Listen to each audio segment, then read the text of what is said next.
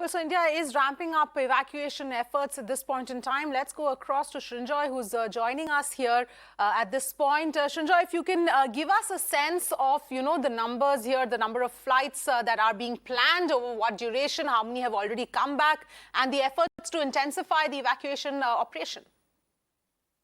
Well, 15 flights have come back, and about 3,300 people have come back from the Ukraine, including students. Another 25 have been planned over the next few days. Several of those 25 have actually already reached either Romania or Hungary or even Poland.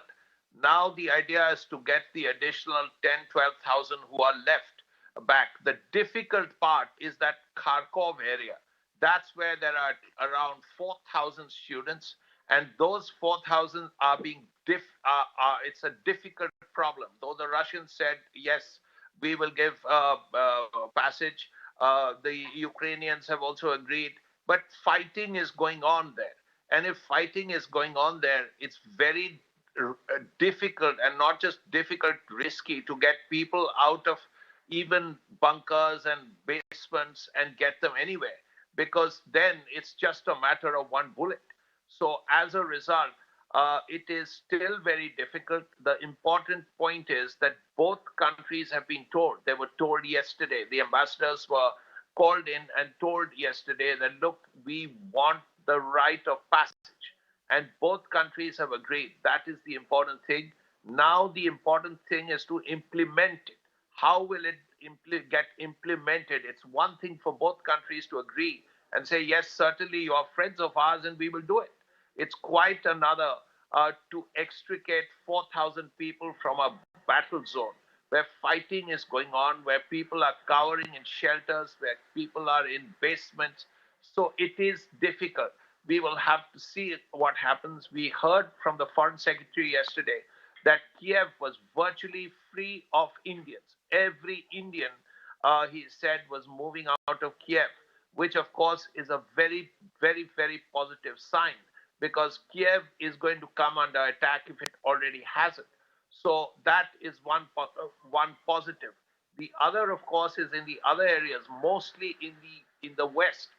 All the Indians are moving further and further into Poland or Romania or Hungary or Slovakia. Even from the south, from places like Odessa, they're going to Moldova.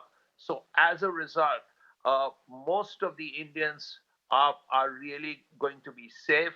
The only worry so far remains those people in Kharkov and Sumy. Those are the areas where active fighting is going on. And when there is bitter fighting going on, including street fighting, and there is bombing, and there is shelling, and then rockets are being fired, it's impossible to get people out. Whether you want to get them towards the west, whether they want to get them towards the east, either way, it's not going to be easy. Yes, absolutely, Shrinjoy. And just like you mentioned, the part about moving to Russia and then evacuating them from there, the Russian ambassador to India has acknowledged that, but we still don't know whether it is something that they are going to let go through and give India that safe passage through Russia as well. It would possibly be safer than getting people from the east to west at this point in time? Oh, undoubtedly. If the Russians have said that Indians can go through Russia, they actually mean it. There is no problem. Indians will go out through Russia. But the question is, how do you take Indians out when fighting is going on, when bitter straight-to-straight fighting is going on, when there is shelling, when there is airstrikes? In the middle of that, to get several thousand people out is no joke. It's almost impossible to even imagine. There are people close by, as close as they can be. They have come from Moscow, but they have gone nowhere near Kharkov, because you can't get there when active fighting is going on.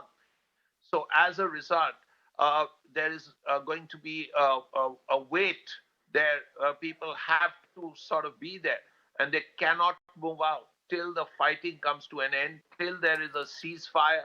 And that will really help. That is what India is hoping for, that during these talks, there will be a ceasefire for a day or even 2 days. If that happens, then you can just spirit all the Indians there, including every student in Kharkov, out. Yes, absolutely, Shrinjoy. Thank you so much for joining us with all of those details. So, of course, it remains to be seen how this entire plan is actually implemented to ensure that all of the Indians are brought back home safely.